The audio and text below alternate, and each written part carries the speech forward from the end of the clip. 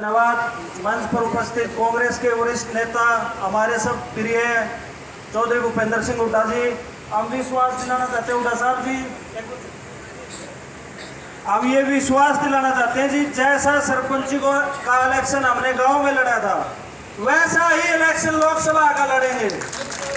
ये गांव के जितने लोग बैठे हैं इन सब के बीच में जाके जैसा इलेक्शन हमने गांव लेवल पे, बूथ लेवल पे हर घर में जाके वोट मांगी थी, दान सिंह जी का इलेक्शन भी उसी लेवल पे जाके लड़ेंगे।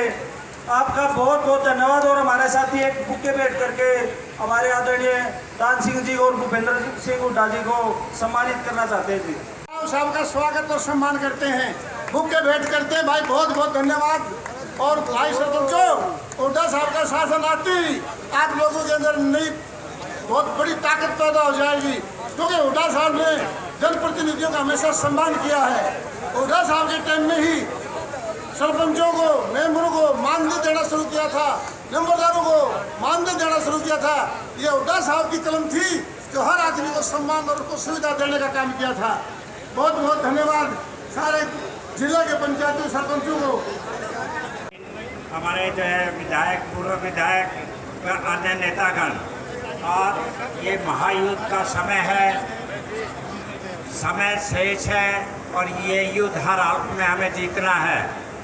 इसके लिए हमें आज से ही डोर टू डोर शुरू करके हर घर से मैक्सिमम वोट निकलवाने का काम करें, ताकि हम अपने प्रिय भाई दान सिंह को जो है इतने मतों से जिताएं। अभी सारे हरियाणा का रिकॉर्ड टूट के जो है भिवानी महेंद्रगढ़ लोकसभा के नाम जो है 1 नंबर पे आए। दादरी की जो है जनता है, दादरी का इलाका है, हरियाणा में पिछले जो है चुनाव में शायद 1 या 2 जगह जो है प्रधानमंत्री मोदी आए थे, लेकिन दादरी की जनता ने यहाँ मोदी के आने के बावजूद इनके प्रत्याशी को जो है सारे भाइयों ने मिलकर जो है धूल चटा दी। जब पिछले चुनाव में ये भारतीय जनता पार्टी के कैंडिडेट को नहीं जिता सका, तो अब सब मिलकर तो हम शायद आगे इनकी जमानत जब्त करवाने का काम करेंगे।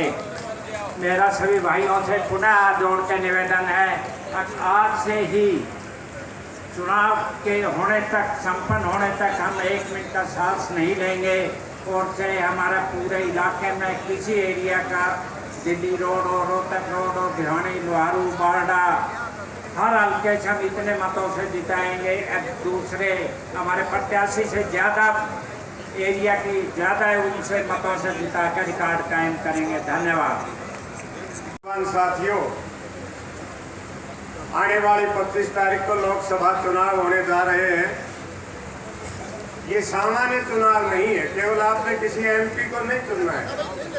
ये चुनाव इस देश के लोकतंत्र को बचाने का, संविधान को बचाने का। 25 तारीख को अपने वोट के द्वारा ये फैसला करेंगे कि आप संविधान को बचाना चाहते हैं, क्या अपने वोट के अधिकार को आप रखना चाहते हैं, क्या आप एमएसपी के कानून की गारंटी चाहते हैं, क्या आप अपने नौजवानों को रोजगार की गारंटी चाहते हैं, क्या आप संविधान ने जो हमें आरक्षण का और बोलने का अधिकार दिया है उसको रखना चाहते हैं।